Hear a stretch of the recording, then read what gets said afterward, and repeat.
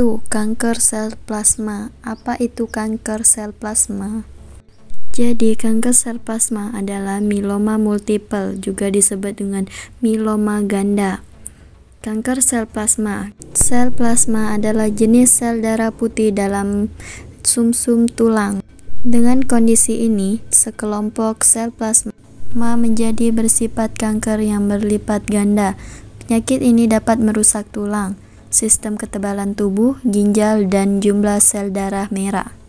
Lalu, gejala kanker sel plasma ini seperti apa? Gejala-gejala multiple myeloma yang mungkin terjadi adalah 1. Nyeri tulang yang sering terasa di punggung, pinggul, bahu, atau tulang rusuk. 2. Tulang lemah hingga mudah patah, fraktur. Gejala anemia seperti kelelahan atau letih, sesak napas, dan terasa lemas. 3. Sering infeksi atau infeksi yang tidak kunjung sembuh. 4. Gejala hiperkalsemia atau terlalu banyak kalsium dalam darah, seperti sering merasa haus, sering buang air kecil, sembelit, kebingungan, dan sering mengantuk. 4. Memar dan peredaran darah yang tidak biasa, seperti sering mimisan, gusi berdarah, dan menstruasi yang berat. 6. Tanda-tanda masalah pada ginjal seperti mual, kehilangan nafsu makan, penurunan berat badan, dehidrasi, kekurangan energi, serta pergelangan kaki dan tangan yang bengkak. 7. Gangguan sistem saraf karena tertekannya saraf-saraf tulang belakang atau spinal cord compression, seperti sakit punggung parah, mati rasa, terutama di bagian kaki dan lengan, kesulitan mengendalikan kandung kemih atau usus, dan masalah ereksi. Lalu, apa penyebab adanya kanker sel plasma? Apa penyebab multiple myeloma? Hingga saat ini, penyebab multiple myeloma belum diketahui secara pasti. Namun, para ahli meyakini bahwa myeloma muncul dari sel plasma sumsum tulang yang mengalami kerusakan. Kerusakan terjadi akibat adanya DNA yang bermutasi pada sel-sel plasma. DNA bekerja dengan menginstruksikan bagian sel bereplikasi dan berkembang. Sel-sel plasma yang sehat biasanya berkembang dengan cepat yang normal, kemudian mati dan digantikan dengan sel-sel baru. Namun, sel-sel plasma yang rusak akan terus hidup dan berkembang secara tidak terkendali, sehingga terjadi penumpukan dan mengganggu produksi sel-sel yang sehat. Namun, tidak seperti sel-sel kanker pada umumnya. Penumpukan sel abnormal ini terjadi membentuk jaringan atau tumor. Sel-sel yang rusak ini pun akan tetap memproduksi antibodi, sebagaimana sel plasma yang sehat. Namun, antibodi ini tidak berfungsi sebagaimana umumnya protein monoklonal atau protein M. 2. Teknologi stem cell. Apa itu teknologi stem cell?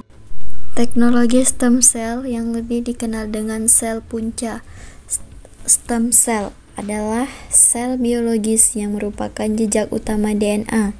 Hebatnya, sel yang satu ini mereka dapat meremajakan diri dan menghasilkan lebih banyak sel yang berguna bagi sumber pembentukan sel baru.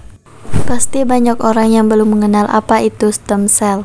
Hanya sedikit orang yang mengetahui tentang stem cell, walaupun stem cell sendiri bukanlah hal yang baru. Jadi, stem cell atau sel punca adalah sel dari makhluk hidup tersebut manusia yang belum mengalami diferensiasi. Dalam arti lain adalah sel awal atau sel muda, namun memiliki kemampuan khusus untuk menghasilkan atau membentuk sel-sel yang menjadi cikal bakal dari sel baru sebagai pengganti sel-sel yang sudah rusak demi kelangsungan hidup makhluk hidup. Jadi, sel punca bisa berasal dari manusia maupun hewan. Pada dasarnya, sel punca itu adalah semua sel yang berada di tubuh kita, seperti sel kulit, sel ginjal, sel otot, sel mata, dan lain sebagainya. Mungkin selama ini banyak orang mengira sel punca hanya ada di luar tubuh kita, seperti hanya ada pada saat melakukan pendonoran atau transplantasi yang tidak sadar jika sel punca juga ada di tubuh kita. Sel punca itu sendiri selain digunakan untuk kesehatan juga bisa digunakan untuk kecantikan. Sel punca secara umum digunakan untuk mengganti sel-sel yang telah rusak agar sel tersebut bisa berfungsi dengan baik lagi. Biasanya stem cell dilakukan untuk pengobatan dengan cara terapi yang lebih dikenal dengan nama cell-based therapy. Secara sederhana, proses dari stem cell yaitu dengan cara transplantasikan organ sel punca dari pendonor kepada penerima.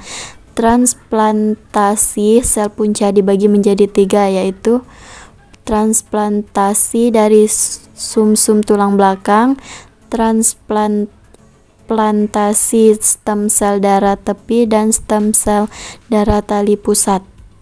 Apa manfaatnya stem cell bagi kehidupan kita? Stem cell berfungsi untuk mengembalikan keremajaan sel. Regenerasi sel ini berfungsi untuk mengembalikan stamina dan peremajaan tubuh sehingga tampak awet muda serta bisa untuk menyembuhkan penyakit. Gambaran metode stem cell dapat dilihat dari gambar ini. Stem cell, sel yang belum sempurna, terdiri dari muscle cell, intestinal cell, liver cell, cardia cell, nerve cell, blood cell, dan itulah semua yang dalam stem cell. 3. Benarkah sistem imun tubuh kita dapat menyerang sel-sel sehat pada tubuh? Sistem imun pada dasarnya merupakan sistem perlindungan yang ada di dalam tubuh manusia. Dalam istilah lain, sistem imun sering juga disebut sebagai sistem kekebalan tubuh. Fungsi utama sistem ini adalah menangkal radikal bebas yang dapat menyerang dan menimbulkan berbagai macam penyakit. Bila sistem imun atau sistem kekebalan tubuh berfungsi baik, Anda tidak akan mendapat proteksi yang semestinya. Sebagai akibatnya, Anda akan mudah jatuh sakit karena rentan terserang berbagai macam patogen, termasuk bakteri dan virus. Dalam tubuh manusia, sistem imun terbagi menjadi beberapa tipe, di antaranya sistem imun bawaan. Sistem imun yang terbentuk sejak kita lahir merupakan garis pertahanan pertama untuk melawan patogen. Contoh sistem imun bawaan yakni kulit dan selaput lendir pada tenggorokan dan usus. Sistem imun adaptif. Sistem imun ini terbentuk setelah Anda mendapatkan vaksinasi atau saat tubuh terancam penyakit. Sistem imun adaptif membangun berbagai antibodi yang mampu membedakan berbagai jenis patogen. Sistem imun pasif sering disebut juga sebagai sistem imun pinjaman, di mana antibodi seseorang dipindahkan ke individu lainnya. Contohnya, sistem imun yang didapatkan bayi dari plasenta ibu sebelum lahir dan dari ASI setelah lahir. Ya, benar, sistem imun tubuh kita dapat menyerang sel-sel sehat pada tubuh. Jelaskan 6 penyakit yang sistem imun tubuh menyerang sel-sel sehat pada tubuh. Sebelum kita jelaskan 6 penyakit yang sistem imun tubuh menyerang sel-sel sehat pada tubuh, kita akan jelaskan penyakit autoimun. Penyakit autoimun adalah penyakit yang terjadi akibat sistem kekebalan tubuh atau sistem imun menyerang sel-sel sehat dalam tubuh Anda sendiri. Berikut ini merupakan jenis-jenis penyakit autoimun yang umum terjadi. 1. Rematik. Rematik atau radang sendi merupakan penyakit autoimun yang menyerang sendi.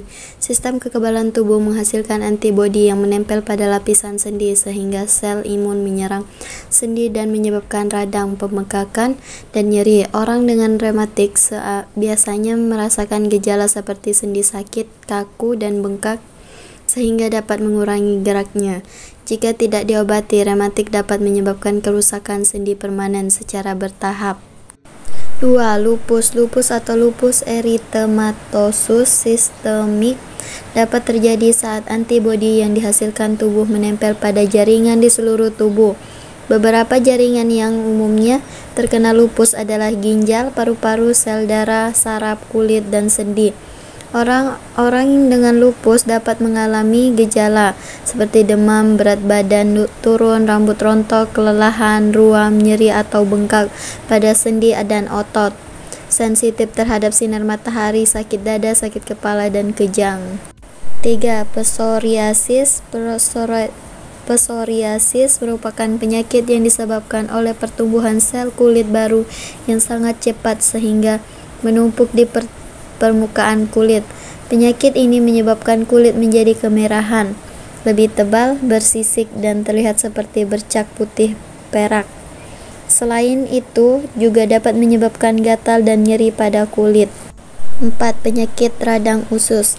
Sistem kekebalan tubuh yang menyerang lapisan usus disebut dengan penyakit radang usus. Inflammatory bowel diseases atau IBD. Karena dapat menyebabkan radang kronis pada saluran pencernaan, penyakit ini dapat muncul dengan gejala diare, perdarahan pada dubur, buang air besar yang mendesak, sakit perut, demam, berat badan turun, dan kelelahan. 5. Diabetes mellitus tipe 1.